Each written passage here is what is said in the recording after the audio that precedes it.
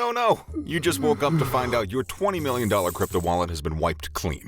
Who could have done this? Well, hackers, of course. But why? Because they are straight up evil. However, hacking has its levels. At the very top, we have some really dangerous guys who could trouble even entire governments. It goes without saying that to be a hacker takes a great talent and skill, but even for hackers, these guys were geniuses. Today, we're going to be talking about some of them. Here are the most dangerous hackers in history. Number 1, Gary McKinnon. Compared to most of the other people on this list, McKinnon's place came through less heinous actions. Gary McKinnon got his first computer at age 14. It was the Atari 400, which proved to be a useful tool for learning basic programming. McKinnon was inspired by the film War Games, in which Matthew Broderick played a young hacker who breaks into the Pentagon to drop out of school at the age of 17. He worked as a hairdresser until finding intermittent employment in computer support. The Scottish programmer and system administrator was, without a doubt, a skilled and proficient hacker, but his true intentions didn't immediately alarm anybody. The majority of his exploits were undertaken in a fruitless attempt to gather proof of extraterrestrial life and UFO activity, which he thought the US government was hiding. However, McKinnon's efforts to uncover those alleged facts were alarming. Over the course of 13 months, he managed to break into the security measures on 97 NASA and US military computers, erasing crucial information that once brought down the Army's network in Washington, D.C. for a full day. He hacked into the Earl Naval Weapons Station after the September 11 attacks and erased the weapon logs, confusing the Navy's Atlantic Fleet at the same time that it was preparing for defenses. Through all of that, McKinnon turned out to be quite easy, very simple to locate. March 2002, British police, acting on behalf of their American counterparts, had an interview with him and seized his computers. However, the Prime Minister rejected a request for McKinnon's extradition to face charges in the U.S. due to a disagreement on jurisdiction and penalty. And he's still a free man to this day, a danger that experts in cybersecurity need to consider. Number 2, Jonathan James. As Michael Caine would say, some men just want to watch the world burn. You know, you've met a truly dangerous individual when you find out that they were already one of the most wanted hackers in the world before they turned 15. Jonathan James was a badass before they invented the word badass. Also known by his alias Comrade, was born on December 12, 1983 in the small town of Pinecrest in Miami-Dade County, Florida. His father was a computer programmer, which would explain how he got into coding and his eventual life path. He got interested in computers much earlier than his peers at the age of 6 when he obsessively played video games on his father's computer. His parents seemed to get concerned by how much time he was spending in front of the computer screens and decided to put restrictions on it. Restrictions he would eventually bypass in his first known attempt at hacking. By the age of 13, computer hacking was pretty much all Jonathan cared about, once again to the great concern of his parents. When his parents tried to address it, he insisted that there was nothing to worry about because his grades were still good. His parents later found out that it only looked that way because Comrade hacked into the school's database and changed his marks. After this, Jonathan's father took away his son's computer. In response, he ran away, calling his mother to threaten that he wouldn't come back until he got his computer. That goes to show just how determined this kid was to be a pain in everybody's behind. In just a few years, though, he would soon stop being so innocent with Comrade. He started to gain notoriety in Miami-Dade for the multiple hacks he carried out on Bell South and the Miami-Dade school system, along with several other places in late 1999. But what would really get him into hot water with law enforcement was his breach into the Defense Threat Reduction Agency, or DTRA, a subdivision of the Pentagon. As he would admit to the authorities, he did this by installing a backdoor on one of the agency's computer servers in Dulles, Virginia. With this, he then intercepted a lot of confidential information in the agency's custody, including the usernames and passwords of several DTRA employees. He would use these details to carry out attacks against other government agency networks, most notably the one operated by NASA at the Marshall Space Flight Center in Alabama. In this particular escapade, he obtained the precise source code controlling some of the International Space Station's most important life-sustaining elements of its physical environment, including control of the temperature and humidity within the living space. NASA discovered their system had been compromised very shortly after, carrying out an investigation that cost them upward of $40,000. Jonathan wasn't aware of this at the time, but he was now wanted by the FBI. With the NASA breach, he gave the federal authorities no other choice but to bring him down. On January the 26th of 2000, his house was raided by the FBI and the Pinecrest Police Department, just a few months after he clocked 16 and was formally indicted half a year later. Because he was underage and was very cooperative, pleading guilty to counts of juvenile delinquency, he got a lenient sentence of 7 months and 2 years of probation till he turned 18. He also was banned from using computers unless it was necessary to do so. But when he later violated his probation for testing positive on drug use, Jonathan was taken into custody and sent to an Alabama federal correctional facility where he served 6 months. In 2008, the Texas department store chain TJX was swept up in an elaborate data breach. Due to his extensive resume and his connection with some of the hackers involved, he immediately fell under the suspicion of the Secret Service, who promptly began to investigate him. This turn of events led him to take his life in 2009, as he feared he would be prosecuted for crimes he hadn't committed. James probably had a lot of dirt on some government officials, which is why they were so determined to lock him up in the first place. God knows Joe Biden wouldn't have wanted the public to know about those pictures of him wearing lingerie. Wink, wink, nudge, nudge. Fap, fap, no? Okay, all right. But why do you think they wanted them gone? Number 3, Adrian Lamo, aka the homeless hacker. You ever heard of a successful hacker being homeless? Well, you are in for a treat. The next hacker on our list was well known for being a general burden to society. Adrian Lamo was born on February 20th of 1981 in Boston, Massachusetts, USA. From an early age, he showed great interest in computers and technology. This interest brought about a great knowledge for Lamo on computers and technology, and it granted him a natural ability and skill in the field. Sure, he sounds great and all, but I'm sure one question's been on your mind since the very beginning. Why is he known as the homeless hacker? To answer your question, it wasn't because he was poor, though that would make for a really good story. He wasn't even close to being broke. Lamo chose to embrace a transient lifestyle. Basically, he lived on the road. Lamo spent most of his time either chilling on a friend's couch, hiding away in abandoned buildings, or punching out code in some library or cafe, which earned him his infamous nickname, Homeless Hacker, to date. Lamo gained popularity in the early 2000s for his hacking exploits. He breached the security of several high-profile organizations like Microsoft, Yahoo, the New York Times. Wow. Imagine being able to hack Microsoft from a van or an abandoned building on a laptop. Stark built this in a cave with nothing but scraps. Wow. No one could catch him. All the company could do back then was pray that they didn't catch his attention. Lamo's mode of operation involved exploiting vulnerabilities in computer networks, often without causing significant damage, but instead highlighting weaknesses in cybersecurity protocols. One of his most notable hacks occurred in 2002 when he gained unauthorized access to New York Times' internal network, accessing databases and adding his name to the list of expert sources. This breach raised concerns about the newspaper's cybersecurity measures and garnered significant media attention. I personally think Lamo carried out these attacks just to prove how skilled he was. He hacked these large companies just to show them the flaws in their cybersecurity protocols.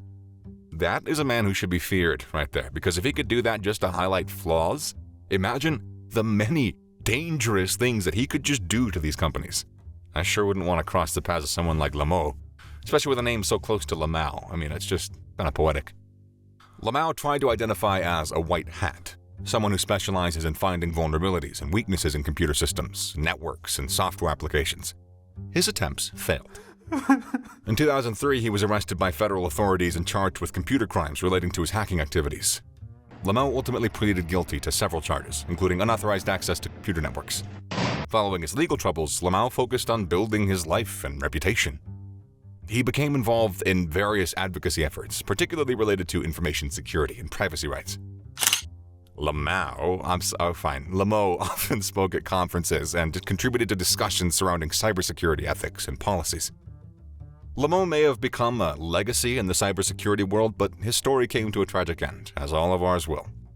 On March 14, 2018, Adrian Lamo was found dead at the age of 37 in Wichita, Kansas. His passing saddened many in the tech community. He was known as the hacker of hackers. Some might even say he was so good at hacking that he shut down Heaven's security system within 1 minute of getting there. Number 4, Julian Assange. Born Julian Paul Hawkins, Assange made quite a name for himself in the cybersecurity world. So, how did this mischief maker get into the business? Assange's interest in hacking began during his teenage years in the late 1980s. He was raised by a single mother and a working-class family, which meant Assange found solace in computers and taught himself programming at an early age. Before long, he got bored and joined a group of hackers known as the International Subversives and adopted the online pseudonym Mendax, which is Latin for noble liar. Yeah, right. Assange's hacking activities initially stemmed from curiosity and a desire to explore the emerging world of computer networks, but soon enough, he went dark. Assange's most notorious hacking exploit occurred in 1991, when he and 2 other hackers gained unauthorized access to the computer systems of Nortel, a major Canadian telecommunications company. These bold daredevils downloaded a software program from Nortel's system, a breach that caused an estimated $10,000 worth of damage. Assange's hacking activities also targeted other organizations, including the U.S. Air Force, the U.S. Navy, and NASA. In 1991, at the age of 20, Assange was arrested and charged with 31 counts of hacking-related offenses in Australia. He pleaded guilty to 25 charges and was fined $2,100 and released on good behavior. During this early brush with the law, Assange's most significant legal battles were yet to come, stemming from his role as the founder of WikiLeaks, a whistleblowing website that published classified government documents leaked by Chelsea Manning and others. In 2010, Assange found himself at the center of an international legal saga after WikiLeaks published thousands of classified U.S. military documents and diplomatic cables. He was eventually charged by the U.S. government with violating the Espionage Act and faced extradition from the United Kingdom, where he had taken refuge in the Ecuadorian embassy for 7 years to avoid interest. The revelations constituted the biggest security lapses in U.S. military history of that kind, just period. Due to WikiLeaks' 2010 release of hundreds of thousands of sensitive documents, Assange was charged with 18 crimes in the U.S. Of those counts, 1 is for computer misuse, while the other 17 are for espionage. He's currently residing at the Ecuadorian embassy in London, where he has been granted asylum. And that's what you get when you're literally the human equivalent of a deadly computer virus. Number 5, Kevin Mitnick. Mitnick? Mitnick? I don't know. I shouldn't have said that last one. So, how did he get into hacking? Kevin Mitnick's fascination with computers and hacking began at a very young age. As a teenager in the 70s, he started exploring the new world of computer networks. Everything about it fascinated him. Unfortunately, he also got attracted to the dark web. He used a technique known as phreaking to hack into telephone company systems to make free calls. This early exposure to the thrill of crime got him hooked. Before long, he was bypassing security measures and gaining unauthorized access into high-profile websites. Mitnick's most notable hacking exploits occurred in the 1990s when he went on a 3-year hacking spree, targeting some of the biggest companies in the world. He gained unauthorized access to computer systems at companies like Motorola, Nokia, Sun Microsystems, and NEC. Those are the big boys in terms of security, but they were nothing to him. While he was just having fun exploring systems, his activities were so disruptive that they made these major companies bleed cash and suffer major losses. Mitnick's ability to hack into seemingly impenetrable systems made him a legend. One of his most impressive feats was stealing source code and software from various companies, which he then used to gain deeper access into their systems. Kevin Mitnick's hacking activities came to a sad end. He was arrested in 1995 after being on the run for over 2 years. Before you know it, he was charged with wire fraud, computer fraud, and illegally intercepting communications. His arrest was a really big deal, and the media called him a dangerous cyber terrorist capable of causing widespread damage. Not bad for somebody who started his career hacking telephones, right? After a prolonged legal battle, Mitnick eventually pleaded guilty to several charges in 1999 and was sentenced to 46 months in prison, on top of the 8 months he had already served. His arrest and conviction marked the end of his hacking days, and he later transitioned into a career as a cybersecurity consultant and public speaker. Go figure. It's still possible that he might secretly be hacking companies like Tesla or Apple just for fun. Can't really put it past him now, can you? Number 6, Kevin Poulin. Some people would kill to have a taste of the good life, while others might simply just tamper with some phone lines. Imagine craving a Porsche so bad that you hack the lines of a radio station just so you could win. Well, that's Kevin Poulin for you. He didn't just make our list because he hacked his grandma's computer to order some sneakers online. No, this guy was actually evil. I'm sure you've noticed, up until this point, hasn't been that bad. But this guy was born on November 30th, 1965. Poulin gained notoriety in the late 1980s and early 1990s as a black hat hacker using the alias Dark Dante. I mean, hearing the name Dark Dante sure does send shivers down one's spine because of just how sinister and spooky it sounds. He made headlines for his hacking exploits, including his most infamous crime, manipulating the phone lines of a Los Angeles radio station, KIIS-FM, to win this Porsche. This singular act earned him the nickname the Hannibal Lecter of computer crime. While people go about comparing him to a literal serial killer, do you think what he did to win a Porsche was really that crazy? Yeah, you caught me. Okay, maybe it wasn't actually that dark. But I know for a fact some of you might happily steal candy from a baby just to secure that kind of ride, so, don't deny it. I don't know. It's a weird one. At that time, hacking a radio station was such a great feat that it left a lot of people bewildered. I mean, frankly, how do you even go about doing that? People deemed him dangerous. If he could hack a radio station, who knows what or where else he could hack. Next thing we know, he could hack the election polls just to make sure Trump becomes president again. Poulin was eventually arrested in 1991. He was apprehended by law enforcement and served a prison sentence for his cybercrimes. After his release, Poulin had a change of heart and decided to put his hacking skills to good use. He transformed his life and pursued a career in journalism. This singular act of redemption made him become a well-respected technology journalist and cybersecurity expert, contributing to various publications. Number 7. Vladimir Levan.